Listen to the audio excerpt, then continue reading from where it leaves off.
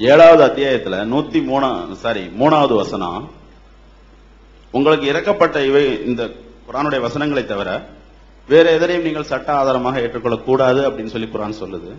அடுத்து 69வது அத்தியாயத்துல 44ல இருந்து 48வது வசனம் வரைக்கும் இந்த குர்ஆனை தவிர வேற எதனையும் நீங்க மக்களிடத்துல எடுத்து வச்சிருந்தீங்கன்னா உங்களுடைய பெடலினை நம்ப தரிச்சிருவேன், உங்களுடைய இடது கை முறிச்சிருவேன், மேலும் உங்களுக்கு நம்மிடத்துல இருந்து வரக்கூடிய வகி நிறுத்தப்பட்டிருக்கும், நம்ம இடத்துல இருந்து யாரையும் காப்பாற்ற முடியாது அப்படின்னு சொல்லி முகமது நபியை பத்தி எல்லாம் கண்டிக்கிறாங்க. இப்படி இருக்க நம்ம இன்னைக்கு முகமது நபியின் மீது சுன்னத்துன்ற அடிப்படையில பல விஷயங்களை பின்பற்றிக்கிட்டு இருக்கோம்.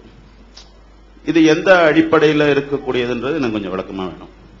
காரணம் என்னன்னா, நானும் இதே தௌஹீத் ஜமாத்துல இருந்ததுதான், இதனுடைய அடிப்படையில தான் நானும் திருமணம் செஞ்சேன். சில தவறுகள்னு எனக்கு மனசுக்கு பட்டதுனால, அதாவது நான் குர்ஆனை கொஞ்சம் அதிகமா டீப்பா படிச்சதுனால அதுல இருந்து சில விளக்கங்கள் எனக்கு விளக்கம் கிடைச்சதுனால நான் அதுல இருந்து ஒதுங்கிட்டேன். இதுக்கு ஒரு முரண் சொல்லி சொன்னோம்னா, சில வசனங்கள் இப்போ 17வது அத்தியாயத்துல 110வது வசனம், தொழுகையில் நீங்க சத்தமாகவோ அமைதியாகவோ உங்களுடைய தொழுகையை நீங்க தொடர வேண்டாம், ஒரு நடுத்தரமான துணியை கடைப்பிடிங்கன்னு சொல்லி குர்ஆன் சொல்லுது. அடுத்து அதே மாதிரி இன்னும் இப்போ இந்த இடத்துல பேசுறதுனால எனக்கு பதட்டத்தினால அந்த வசனங்கள் டக்குன்னு ஞாபகத்துக்கு வர மாட்டேங்குது. இன்னும் சில வசனங்கள் இதே மாதிரி கொஞ்சம் முரணா இருக்கு. இதை பற்றிய விளக்கம் எனக்கு வேணும். அதாவது இப்ப அல்லாஹ் திருமறை குர்ஆன்ல உங்கள் இறைவனிடமிருந்து அருளப்பட்டதை நீங்கள் பின்பற்றுங்கள், அதை விடுத்து வேற எதையும் பின்பற்றாதீர்கள் என்று அல்லாஹ் குர்ஆன்ல சொல்லி காட்டுகிறான். அதே மாதிரி நபிகள் நாயகம் ஸல்லல்லாஹு அலைஹி வஸல்லம் அவர்களை பற்றி சொல்லும் பொழுது, ஒலவு தகவ்வல அலைனா பாதல் அகாவில், இவர் சில சொற்களை இட்டுக்கட்டி சொல்லி இருப்பாரையானால் அவர்கள் அகதுனா மின்ஹு பில் யமீன், அவர் வழக்கரத்தால் நம்ம பிடிச்சிருவோம், அவர் நாடி நரம்ப தரிச்சிருவோம் என்றெல்லாம் அல்லாஹ் குர்ஆன்ல எச்சரிக்கிறான். அப்படி இருக்கும் பொழுது குர்ஆனை மட்டும்தானே நம்ம எடுத்துக்கிறோன்னு, குர்ஆன் இல்லாம நபியுடைய சுன்னத்துன்னு நம்ம சிலதெல்லாம் செய்யறோமே, அதையே நம்ம எடுத்துக்கணும். அல்லாஹ் குர்ஆனை மட்டும்தானே பின்பற்ற சொல்லி சொல்றான் என்று அவங்களுடைய அடிப்படையான கேள்வி. சில உதாரணம் 1-2 சொன்னாங்க, 2வது எடுத்துக்கிறோம். இது மேலோட்டமாக இதை அணுகியதனால்தான் இந்த மாதிரியான வாதங்கள் வைக்கப்படுகிறது. முதல்ல நம்ம விளங்கிக் கொள்ள வேண்டும், அல்லாஹ் குர்ஆன்ல என்ன சொல்றான்னு கேட்டா, உங்கள் இறைவனிடமிருந்து அருளப்பட்டதை பின்பற்றுங்கள். இதுதான் அல்லாஹ்வுடைய வசனம். இறைவனிடமிருந்து அருளப்பட்டது என்பது குர்ஆன் மட்டும், குர்ஆன் தான் என்று நம்மளா விளங்கிக் கொள்றோம். குர்ஆன் என்று அந்த இடத்துல இல்ல. குர்ஆன்ல எப்படி இருக்குன்னு கேட்டா, இத்தபிஉ மா உன்சில இலைக்கும் ரப்பிக்கும், உங்கள் இறைவன் புறத்திலிருந்து அருளப்பட்டதை நீங்கள் பின்பற்றுங்கள் என்று இருக்குது. இறைவனிடமிருந்து அருளப்பட்டது என்ன, அதை குர்ஆன்ல இருந்து அறியணும். இறைவனிடமிருந்து அருளப்பட்டதுன்னு சொன்ன உடனே அது குர்ஆன் தான் சொல்லுதுன்னு நீங்களா விளங்கிட்டீங்க. அது ஆனா இறைவனிடமிருந்து அருளப்பட்டது குர்ஆன் மட்டும் கிடையாது. குர்ஆனும் எல்லா தூதர்களுடைய உள்ளத்தில் இறைவன் போடக்கூடிய செய்திகளும் இறைவனிடமிருந்து அருளப்பட்டதுதான். இதை சொல்லக்கூடிய வசனங்கள் குர்ஆன்ல ஏராளமாக இருக்கிறது. இப்ப நபிகள் நாயகம் ஸல்லல்லாஹு அலைஹி வஸல்லம் அவர்களை பற்றி அல்லாஹ் சொல்லும் பொழுது, யத்லு அலைஹிம் ஆயாத்திஹி, அவர் அல்லாஹ்வுடைய வசனங்களை அவர்களுக்கு ஓதி காட்டுவார். ரசூலுல்லாஹ் பத்தி அல்லாஹ் சொல்லும் பொழுது அல்லாஹ்வுடைய வசனங்களை ஓதி காட்டுவார். வசனங்களை ஓதி காட்டியாச்சுல, அதோட வேலை முடிஞ்சிடணும். அல்லாஹ்வுடைய வசனத்தை ஓதி காட்டார்ல, அதுக்கடுத்து அல்லாஹ் என்ன செய்யறான், வசனங்களை ஓதி காட்டுவாரு. அல்லிமுஹுமுல் கிதாப வல் ஹிக்மத, அந்த மக்களுக்கு வேதத்தை கற்றும் கொடுப்பார். வேதத்தை ஓதியும் காட்டுவாரு, வேதத்தை கற்றும் கொடுப்பாரு. ஓதி காட்டுவார்னா வசனத்தை வாசி காட்டுறது ஓகே. கற்றுக் கொடுப்பார்னா என்னது, அலிபே சொல்லி கொடுப்பார்னு அர்த்தமா? அவருக்கு எழுத படிக்க தெரியாது. கற்றுக் கொடுப்பார்னு சொன்னா அதுல புரியாத விஷயங்கள் அவர் தான் விளக்குவாரு. அதனை கற்றுக் கொடுக்கிறது. வேதத்தை ஓதியும் காட்டுவாரு, வேதத்தை கற்றும் கொடுப்பார், கிதாபை கற்றும் கொடுப்பார் என்று அல்லாஹ் என்ன செய்யறான், திருக்குர்ஆன்ல சொல்லி காட்டுறான். அப்ப கற்றுக் கொடுப்பார் என்றால் அவர்கள் கற்றுக் கொடுத்திருப்பாங்கல்ல, அது மார்க்கமா இல்லையா? வேதத்தை ஓதி காட்டிட்டாங்க ஓகே, ஓதி காட்டிட்டு இது இப்படி, இதுக்கு இது அர்த்தம் உங்க வாழ்க்கையில விளக்கி இருந்தார்கள்னா அது யார்கிட்ட இருந்து வந்தது, அதுக்கு தான் அனுப்புறான். கற்றுக் கொடுப்பார் என்று அல்லாஹ் அங்கீகரித்திருக்கும் பொழுது அவர் கற்றுக் கொடுத்தது எப்படி மார்க்கமா இல்லாம போகும் என்று அதை நீங்க ரெண்டாவது சிந்திக்கணும். அல்லாஹ்ட்ட இருந்து வந்ததுதாங்கிறதுக்கு. அதே மாதிரி அல்லாஹ் சொல்லி காட்டுறான், அன்சல்னா இலைக்க திக்ர, இந்த திக்ரை அறிவுரையை உமக்கு நாம் இறக்கி இருக்கிறோம். எதுக்காக இறக்கிறோம் என்றால் லித்துபையின லின்னாசி மா நுஸில இலைஹிம், இவர்களுக்கு அருளப்பட்டதை நீர் விளக்க வேண்டும் என்பதற்காக இறக்கி இருக்கிறோம். இவர்களுக்கு எது அருளப்பட்டுச்சோ இந்த குர்ஆன், இத நீ போய் விளக்கணும், பயான் பண்ண. லித்துபையினண்டா பயான்ல இருந்து உள்ளது. லித்துபையின லின்னாசி மா நுஸில இலைஹிம், இந்த மக்களுக்கு அருளப்பட்டதை நீ விளக்கணும் என்றுதான் உனக்கு அருள் இருக்கிறோம் அப்படிங்கிறான். அப்ப நபிகள் நாயகம் வேதத்தை கொண்டாந்து கொடுத்ததோட வேலை முடிந்து விட்டது, அது மட்டும்தான் என்று இருக்குமையானால் நீ விளக்குறதுக்கு தான் உன்கிட்ட கொடுத்து அனுப்பியிருக்கேங்கிறான் அல்ல. நீ விளக்குறதுக்கு தான் அனுப்பினேன் என்றால் விளக்கினார்களா இல்லையா? விளக்காட்டி அல்லாஹ்வுடைய கட்டளை மீறிடுவாங்களே. அல்லாஹ் என்ன சொல்றான், இந்த வேதத்தை கொடுத்து இதை நீ போய் மக்களுக்கு விளக்குங்கிறான். சொல்லுன்னு சொல்லல, இந்த வேதத்தை விளக்குங்கிறான். விளக்குனா என்ன அர்த்தம்? அதனுடைய அர்த்தம், அதனுடைய உள் விளக்கம், அதுக்கு ஏதாவது கூடுதல் தகவல் இருந்தா அதையெல்லாம் ரசூலுல்லாஹ் தான் சொல்லுவாங்க. சொன்னாங்களா இல்லையா? கண்டிப்பா சொல்லி இருப்பார்கள். சொல்லி இருப்பார்கள்னா அது தேவையா இல்லையா? அல்லாஹ் அதுக்கு தான் அனுப்பியிருக்காங்கிறான்.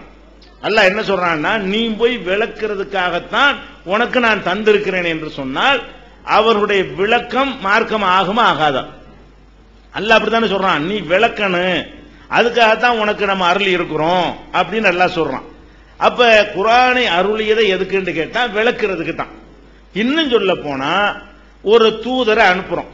அல்லாஹ் ஒரு தூதரை அனுப்புறான், ரசூலுல்லாவா இருக்கட்டும், அதுக்கு முந்தின நபியா இருக்கட்டும். இந்த வேதத்தை கொண்டை கொடுக்கிறதுக்காக மட்டும் அனுப்புறதாக இருந்தால் அதுக்கு ஒரு தூதர் அனுப்ப வேண்டியதே இல்லை. ஏன்? பொத்துன்னு ஒரு புத்தகத்தை மேல கூட போட்டிருக்கலாம், ஈஸியா போயிடும். அழகா எடுத்துக்கிட்டு என்ன செய்வாங்க, வேதம் நினைச்சிருப்பாங்க. அல்லாஹ் என்ன செய்யறான்னு கேட்டா, இந்த தூதர்களை நான் வேதம் கொடுக்கறேனே அந்த மொழி பேசுறவரா பார்த்து தேர்ந்தெடுத்து அனுப்புறேன். எதுக்காக வேண்டால் யுபையினலஹும், அப்பதான் இவர் அவங்களுக்கு விளக்குவாரு. குர்ஆனை ரசூலுல்லாவுக்கு அரபு மொழி தெரிஞ்ச ரசூலுல்லாவுக்கு நான் ஏன் கொடுத்தேன்னு கேட்டா அவர் போய் அந்த மக்களுக்கு விளக்கணும். மொழி தெரியாத ஒரு ஆள் மூலமா கொடுத்து விட்டோம்னு சொன்னா அவருக்கு விளக்க தெரியாது. இப்ப புஸ்தகம் மட்டும்தான் நோக்கமா இருந்தா அவர் மொழி தெரிந்த ஆளை தேர்ந்தெடுத்ததுக்கு அனுப்பணும். ஒரு தபால் உங்களுக்கு என்ன செய்யறாரு, போஸ்ட்மேன் கொண்டாந்து தர்றாரு.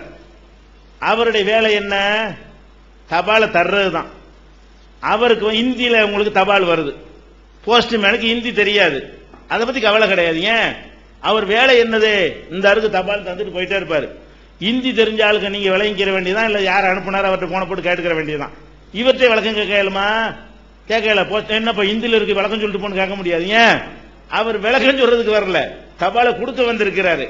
அப்ப நபிமார்களை இப்படி அல்ல அனுப்புனா, ஒமா அர்சல்னா மிர் ரசூலின் இல்லாலி பிலிசானி கௌமிகி, எந்த தூதரை நம்ம அனுப்புனாலும் அந்த வேத மொழியும் அவர் மொழியும் ஒன்றாக இருக்கிறதா என்று பார்த்து தான் நம்ம அனுப்புவோம். எதுக்காக வேணா லியுபையினலஹும், அப்பதான் அவர் விளக்க முடியும்.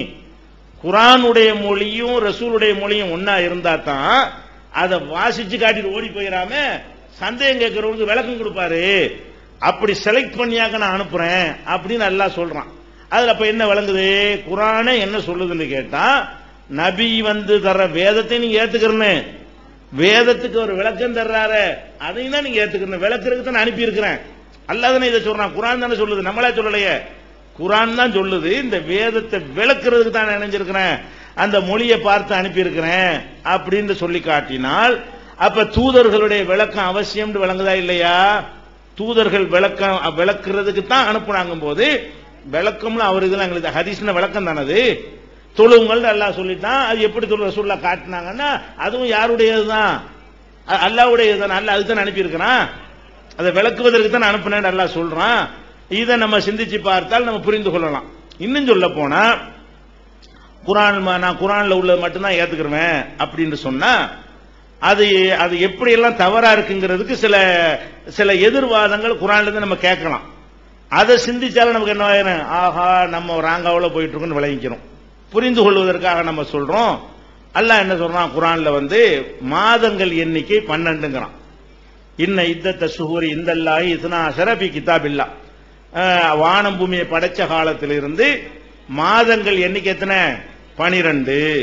சரி, அடுத்து அல்லாஹ் சொல்றான் மின்ஹா அர்பஅத்துன் ஹுருமுன், அதுல 4 மாதங்கள் புனிதமான மாதங்கள்.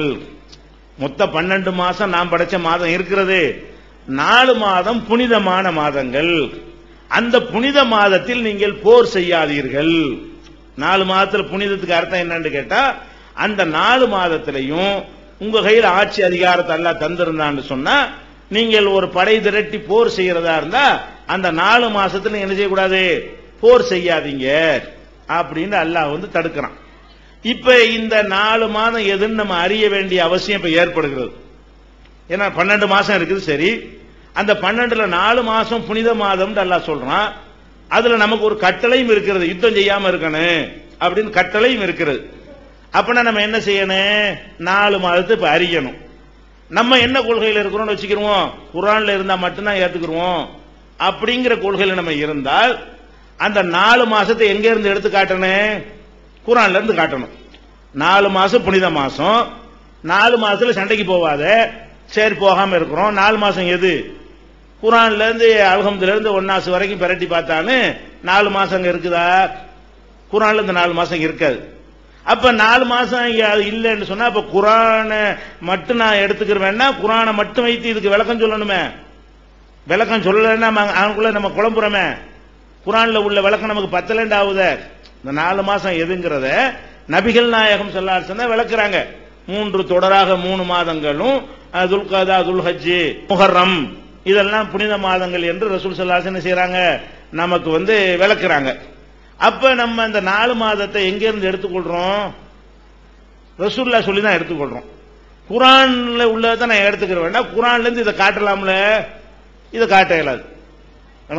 அது மாதிரி ஹஜ்ஜை பத்தி அல்லாஹ் சொல்லும் பொழுது அல் ஹஜ் அஷ்ஹுருன் மஅலூமாத், ஹஜ்ஜி செய்வது என்பது குறிப்பிட்ட சில மாதங்களாகும் இருக்குது.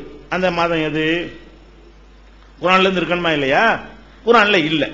நிறைய விஷயங்கள் அது மாதிரி இல்ல. இன்னும் டீப்பா உள்ள போனோம்னா பல விஷயங்கள் குர்ஆன்ல இல்லாம ரசூலுடைய விளக்கத்தின் மூலமாகத்தான் கிடைக்கிறது. அது அல்லாஹ் என்ன செய்யறான்? அங்கீகரிக்கவும் செய்கிறான்.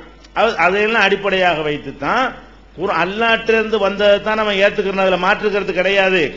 நபிகள் நாயகம் ஸல்லல்லாஹு அலைஹி வஸல்லமுடைய அந்த விளக்கங்களும் 2 வகையா நம்ம பிரிச்சு தான் வச்சிருக்கிறோம். ரசூலுல்லாஹ்வுடைய விளக்கம் இருக்குது இல்லையா? ஒன்னு வஹி, இன்னொன்னு மனிதர் என்ற முறையில். அவங்க ஒட்டகத்துல போனாங்க, நம்ம ஒட்டகத்துல போறது மார்க்கம்னு நம்ம சொல்ல மாட்டோம். அவங்க பேரிச்சம்பழம் சாப்பிட்டதுல நம்மளும் சாப்பிடணும், அவங்க கோதுமை ரொட்டி சாப்பிடறதுனால நம்மளும் சாப்பிடணும் சொல்ல, அதெல்லாம் மார்க்க சம்பந்தப்பட்டது இல்ல. மார்க்க சம்பந்தம் என்றவங்க என்னவெல்லாம் சொன்னார்களோ அது எல்லாமே அந்த குர்ஆனை விளக்கும் பொழுது சொன்னதுதான். தொழுகையை விளக்கும் பொழுதுதான் தொழுகையுடைய விஷயங்களை செய்து காட்டுகிறார்கள். நோன்பை விளக்கும் பொழுதுதான் நோன்புடைய உள் விஷயங்களை எல்லாம் நமக்கு சொல்லி காட்டுகிறார்கள். இதையெல்லாம் வைத்து பார்க்கும் பொழுது நமக்கு என்ன விளங்குகிறது? குர்ஆனை மட்டும் பின்பற்றுங்கள் என்று குர்ஆன்ல ஒரு வசனம் கூட இல்லை. இறைவனிடத்திலிருந்து வந்ததை பின்பற்றுங்கள் என்று தான் இருக்கிறது. இறைவனிடத்திலிருந்து வந்தது எது? குர்ஆனும் இறைவனிடத்தில் வந்ததுதான். குர்ஆனுக்கு விளக்கமாக ரசூலுல்லாஹ் சொன்னாங்களே, அதுவும் இறைவனிடமிருந்து வந்ததுதான். விளக்கத்தான் உன்னை அனுப்பி இருக்கிறேன் என்றாலேயே அந்த அதிகாரத்தை எல்லாம் இணைஞ்சிட்டான், கொடுத்து விட்டான் என்று அர்த்தம். இது நம்ம இன்னும் விவரமாக குர்ஆன் மட்டும் போதுமான்னு ஒரு புஸ்தகமே எழுதியிருக்கிறோம். குர்ஆன் மட்டும் போதுமா, அதுல எத்தனை வசனங்கள் நபிகள் நாயகத்தினுடைய விளக்கத்தை ஏற்றுக்கொள்ளணும் என்று சொல்வது என்பதை அதுக்குரிய வாதங்களையும் வைத்து அதுக்குரிய ஆதாரங்களையும் வைத்து தனி நூலை இணைஞ்சிருக்கிறோம், எழுதியிருக்கிறோம். கூடுதலா விளங்கிக்கிறணும். உதாரணத்துக்கு ஒன்னு அவர் சொல்லி காட்டினாரு. என்னென்னலாம் சொல்லுகிறார்களோ அந்த இதுக்கெல்லாம் நம்ம பதில சொல்லி இருக்கிறோம். ஒரு உதாரணத்துக்கு அவர் சொல்லி காட்டினாரு. என்னன்னு கேட்டா, நடைமுறையில பார்த்தோம்னா நம்ம தொழுகை இருக்கு இல்லையா, தொழுகையில சில தொழுகையில நம்ம சத்தமா ஓதுறோம். லுஹர் அசர்லையும் இஷாவுடைய பிந்திரன் என்ற காலத்திலையும் மகரிபுடைய பிந்திரன் என்ற காலத்திலையும் என்ன ஓதுறோம்னு தெரியாம என்ன செய்யறோம்? ஓதுறோம், யாருக்கும் கேட்காத வகையில. அதே நேரத்தில் மகரிபு இஷா சுபுகுல என்ற காலத்தில் என்ன பண்றோம்? சத்தம் போட்டு ஓதுகிறோம். அப்ப ஒன்னு சத்தமா ஓதுறோம், இல்லைன்னா ஓதாம மௌனமா என்ன செய்யறோம்? வாய்க்குள்ள ஓதி கொண்டிருக்கிறோம் இல்லையா? இது நடைமுறை. குர்ஆன்ல என்ன ஒரு வசனம் என்ன இருக்குன்னா, உம்முடைய தொழுகையில நீ சத்தமாவும் ஓதாத மெதுவாவும் ஓதாத நடுத்தரமா ஓதுன்னு குர்ஆன்ல இருக்கிறது. ஒரு வசனத்தை அவர் என்ன செய்யறாரு, சுட்டி காட்டினார். உன்னுடைய தொழுகையில வந்து சத்தமாவும் ஓதாத, மெதுவாகவும் ஓதிராத, நடுத்தரமா ஓதுன்னு இருக்கிறது. அப்பனா இந்த வசனப்படி என்ன செய்யணும், எல்லா தொழுகையிலையும் இப்ப லுஹர் அஸர்ல ஓதுன மாதிரி ஓதுறதும் தப்பு, மக்ரிபி இஷாவுல சத்தம் போட்டு ஓதுறோம் அதுவும் தப்பு. அனைத்து ரக்காத்துகள்லையுமே அதை விட கொஞ்சம் கம்மியா, இதை விட கொஞ்சம் கூட, லுஹர் அஸரை விட கொஞ்சம் கூடவாகவும், நம்ம வழக்கமா ஓதுவோமே ஃபஜ்ர் மக்ரிபு இஷாவுல அதை விட கொஞ்சம் கம்மியாகவும் நடுத்தரமா என்ன செய்யணும் ஓதணும் அப்படின்னு குர்ஆன்ல இருக்குது. இதெல்லாம் பார்க்கும் பொழுது இது ஹதீஸ் மாத்தமா இருக்கேன்னு டவுட் வந்திருக்கு அவருக்கு. அதுதான் உதாரணத்துக்கு ஒரு என்ன செய்யறாரு, சுட்டி காட்டுறாரு. இதுக்கெல்லாம் என்ன காரணம்னு கேட்டா, சில மொழிபெயர்ப்புகளை மட்டும் வைத்து பார்ப்பதனால். ஏன்னா நம்ம குர்ஆன் அரபு மொழியில் இருக்கிறது, குர்ஆனே பிலிசானின் அரபியின் முபீன், தெளிவான அரபு மொழியில் இந்த குர்ஆன் அருளப்பட்டிருக்கின்றதா இருக்கிறது. மொழிபெயர்ப்பை வைத்து ஒரு அளவுக்கு விளங்கிக் கொள்ள முடியும்.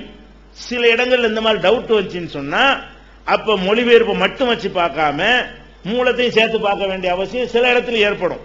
அது இல்லாத காரணத்தினால என்ன செய்யறாங்க, மொழிபெயர்ப்பு மட்டும் வைத்துக் கொண்டு இந்த மாதிரி சொல்லக்கூடிய நேரத்தில் அது ஒரு கரெக்ட் மாதிரி சில ஆளுகளுக்கு என்ன செய்கிறது தெரிகிறது.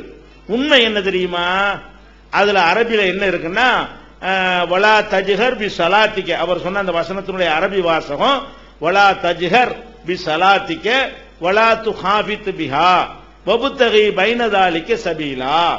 வலா தஜ்ஹர் பி ஸலாத்திக, ஸலாத்துங்கிற வார்த்தை வருது. அதுக்கு எல்லா மொழிபெயர்ப்புல என்ன போட்டிருப்பாங்க, ஸலாத்துனா என்ன, ஹய்யா அலா ஸலாங்கிறீங்கல்ல, ஸலாண்டா என்ன, தொழுகை. தொழுகையிலிருந்து மொழிபெயர்ப்புல பார்த்த உடனே அப்ப தொழுகையில தானே இப்படித்தானே வருது அப்படின்னு சொன்ன உடனே என்ன செய்யறது, இந்த ஹதீஸ்ல உள்ள இந்த நடைமுறைக்கு குர்ஆனுடைய வசனத்துக்கு மாத்தமா இருக்குது. அப்ப இந்த ஹதீஸ்ங்கிறதெல்லாம் குர்ஆனுக்கு எதிராக தான் இருக்குங்கிற ஒரு கருத்து அவர்களுக்கு வந்து விடுகிறது. ஆனா உண்மையில என்னன்னு பாத்தீங்கன்னா, ஸலாத் என்பது வந்து ரெண்டு அர்த்தத்துல உள்ள ஒரு சொல்லு. குர்ஆன்லயே ஹதீஸ்ல எடுத்துக்கொண்டாலே, ஹதீஸை விட்டுரும், குர்ஆன்ல எடுத்துக்கொண்டாலேயே ஸலாத் என்பது வந்து இரண்டு அர்த்தத்தில் குர்ஆனில் பயன்படுத்தப்படுகிறது. ஒன்னு வந்து பிரார்த்தனை, ஒன்னு என்னது, சும்மா துவா செய்யறோம்ல, இந்த ருக்கு சஜிதா இல்ல, சும்மா கையேந்தி துவா செய்யறீங்கல்ல, இதுக்கு அரபில என்ன பேர் தான், ஸலாத்து தான். சும்மா அல்லாஹ்ட்ட பிரார்த்தனை பண்றோமா இல்லையா, இதுக்கு அரபில என்ன வார்த்தை சொல்லுவாங்க, ஸலாத்து என்ற வார்த்தையை தான் சொல்லுவாங்க. அதே நேரத்தில் ருக்கு சஜிதா குனிந்து நிமிர்றோம் பாருங்க, இதையும் என்ன செய்வாங்க, அதையும் வந்து ஸலாத்துங்கிற வார்த்தையை கொண்டுதான் சொல்லுவாங்க. அந்த ஸலாத் என்ற வார்த்தைக்கு இரண்டு அர்த்தம் இருக்கிறது. நீங்க புரிந்து கொள்வதற்காக குர்ஆன்ல நான் ஒரு ஸலாத்தை சொல்லி காட்டுறேன். மாக்கான ஸலாத்துஹும், இங்கே ஸலாத் தான் வருது. மாக்கான ஸலாத்துஹும் இந்தல் பைத்தி இல்லா முகாவும் தஸ்தியா.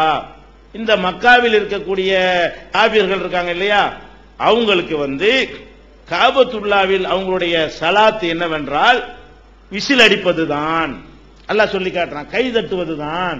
கை தட்டுவதுதான் இவர்களுடைய ஸலாத்தாக இருக்குங்கிறாங்க. தொழுகைன்னு அர்த்தம் அது தொழுகையா, அவன் கையில் அடிக்கிற தொழுகையா, அதுக்கு அல்லாஹ் என்ன வார்த்தையை பயன்படுத்துறான், அவங்களுடைய பிரார்த்தனை, அவங்க செய்யற பிரார்த்தனை என்னவா இருக்குன்னு கேட்டா விசில் அடித்தலாக இருக்கிறதுன்னு சொல்லி அதையும் அல்லாஹ் ஸலாத்துங்கிற வார்த்தையை தான் போடுகிறான். நபிகள் நாயகம் ஸல்லல்லாஹு அலைஹி வஸல்லம் அவர்களை வந்து ஜக்காத் வசூலிக்கும் பொழுது அல்லாஹ் சொல்லி காட்டுறான், நீ ஜக்காத்தை வசூலித்த உடனே ஓ சல்லி அலைஹிம், அவர்களுக்கு நீ துஆ செய்யுங்கிறான் அல்லாஹ். இதுல சல்லிங்கிற வார்த்தை தான் போறான். சல்லினா தொழுன்னு அர்த்தம், ஆனா தொழுங்கிற அர்த்தம் இல்லை இந்த இடத்துல. அந்த சல்லிங்கிறது ஸலாத்துங்கிறது ஒரே மூலத்திலிருந்து வந்ததுதான். உன்னிடத்துல ஜக்காத்து கொண்டாந்து கொடுத்தார்களே, ஆனால் நீங்க நல்லா இருங்க, அல்லாஹ் உங்களுக்கு அருள் செய்யட்டும், நீ துஆ செய்யி அப்படின்னு சொல்லும் பொழுது ஸலாத்து செய்யுங்கிறான் அல்லாஹ். ஸலாத்துங்கிற வார்த்தையை பயன்படுத்துறான். அப்ப ஸலாத்துக்கு என்ன அர்த்தம் விளங்குறது, துஆங்கிற அர்த்தமும் இருக்கிறது, தொழுகைங்கிற அர்த்தம் இருக்கிறது.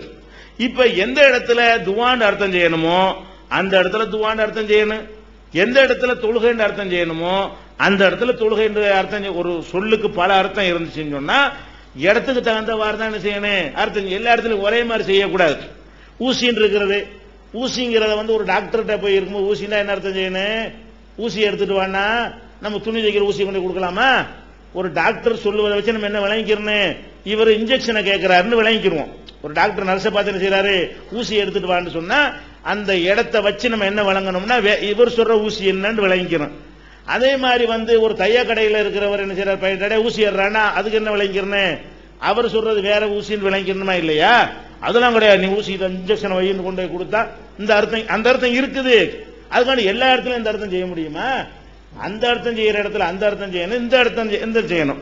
இப்ப இந்த வசனம் அருளப்பட்ட உடனே ஆயிஷா நாயகி சொல்றாங்க, இது சத்தமிட்டு துவா செய்வதை பற்றி அருளப்பட்ட வசனம். வஹி இறங்கின காலத்தில் வாழ்ந்த ஆயிஷா நாயகி சொல்றாங்க, இது பிரார்த்தனை செய்வதை பற்றி அல்லாஹ்ட்ட துவா செய்யறா இருந்தா ஊண்டு ரொம்ப கத்திரவும் கூடாது, அதே நேரத்தில் ரொம்ப உசுன்னு செஞ்சிடக்கூடாது, நடுத்தரமா செய்யணும். நடுத்தரமா துவா செய்யணும் வேற ஒரு இடத்துல இருக்கிறது. வேற ஒரு இடத்துல என்ன இருக்கிறது? அல்லாஹ் சொல்லும் பொழுது ரொம்ப சத்தம் போட்டுறாம நடுத்தரமா செய்யுங்கிறது இருக்கிறது. அதுக்கு ரிலேட்டிவான ஒரு வசனமாக இது அவங்களும் சொல்லி காட்டுறாங்க. ஆயிஷா நாயகி சொல்லாட்டா கூட இதை சொல்வது துவாவை சொல்லுகிற ஒரு வசனம். தொழுகையில நீங்க சத்தமா ஓதுவதும் கொஞ்சம் சில ரக்காத்துல சத்தமா ஓதாத விஷயமும் இதுக்கு முரண் கிடையாது. இந்த வசனத்துக்கு முரண் எதிர்ன்னு சொல்ல முடியாது. ஏன்? இதுக்கு தொழுகைங்கிற அர்த்தத்தை நீங்க தப்பா விளங்கிட்டதுனால சொல்றீங்க. இது துவாவை சொல்லக்கூடிய ஒரு வசனம் இப்படிங்கிற மாதிரி என்ன இருக்கிறது? இந்த இடத்துல மூலம் தேவைப்படுது. ஆனா இது எதனால இந்த குழப்பம் வருதுன்னு கேட்டா, வெறும் மொழிபெயர்ப்பு பாத்தீங்களா, உமது தொழுகையில் சில மொழிபெயர்ப்பு போட்டிருப்பாங்க, உமது தொழுகையில் சத்தமாவும் மெதுவாகவும் செய்யாது. அப்ப நம்ம தொழுகையில் போட்டிருக்கு, நம்ம அப்படிதான் செய்யறோம் அப்படின்ற டவுட் வருது. டவுட் நம்ம குழம்பி போயிடாம என்ன செய்யணும்னு கேட்டா, இது ஏன் இப்படி இருக்குது? உடனே வெறுமனே இந்த தமிழை மட்டும் வைத்துக் கொண்டு இப்படி நம்ம போயிடாம மூலத்துல என்ன இருக்குது, இது சரிதானா, இவ்வளவு காலமும் ஒண்ணு நடைமுறையில் இருக்கும்போது திடீர்னு அவசரப்பட்டு பொய்ன்னு சொல்லிடக்கூடாது. அதை யோசிச்சு பார்த்து பொய்ன்னு சொல்லலாம். பல விஷயங்கள் நம்மளும் சில நடைமுறையில் உள்ள எத்தனை விஷயங்களை தவறுங்கிறோம், எடுத்தேன் கவிழ்த்தேன்னு சொல்லிடக்கூடாது. அல்ல தேடி பார்த்து உண்மைதானா, அதுக்கு மாற்றமா தான் இருக்குதா, இப்படி எல்லாம் யோசிச்சு பார்த்தா என்ன வராது? அதுல ஒரு குழப்பம் வராது. அந்த வசனத்துக்கு மாற்றம் கிடையாது. இன்னும் என்னென்னவெல்லாம் மாற்றம் என்று அவங்க சொல்லுகிறார்களோ அது எல்லாமே இந்த மாதிரி மொழிபெயர்ப்பை வைத்துக் கொண்டு சில பேர் தவறாக வைத்த வாதங்களை வைத்துக் கொண்டு சொன்னதா இருக்கே தவிர அதுல என்ன இல்ல குர்ஆனுக்கு மாத்தமானது இல்ல. குர்ஆனுக்கு மாத்தமா இருந்தா நம்ம தானே விட சொல்றோம். ஒட்டுமொத்த ஹதீஸை விட்டுறாதீங்க. எது குர்ஆனுக்கு மாத்தமா இருக்குதோ அது ஹதீஸ் இல்லைன்னு தானே தௌஹீத் ஜமாத் சொல்லிக்கிட்டு இருக்கிறது. நம்மளே என்ன சொல்றோம்? குர்ஆனோட மோதக்கூடிய ஹதீஸுகள் கண்டிப்பா ஹதீஸா இருக்காது. ஆனா மோதாததெல்லாம் மோத கூடாது. நெசமா அதை கன்ஃபார்ம் பண்ணணும். மோது தான் செய்யுதா? அதுல நம்ம குர்ஆனுக்கு எதிரான ஒன்றை எல்லாம் ரசூலுல்லாஹ் சொல்லவே மாட்டார்கள். அப்படி இருந்தா ஏதோ ஒரு ராங் இருக்குங்கிறது விளங்கிக் கொள்கிறோம். இது கூடுதலா உங்களுக்கு அந்த புஸ்தகம் தர சொல்றேன், குர்ஆனுக்கு முரண்படும் ஹதீஸுகள், அதுல நீங்க தெரிஞ்சுக்கிறீங்க. சரியா?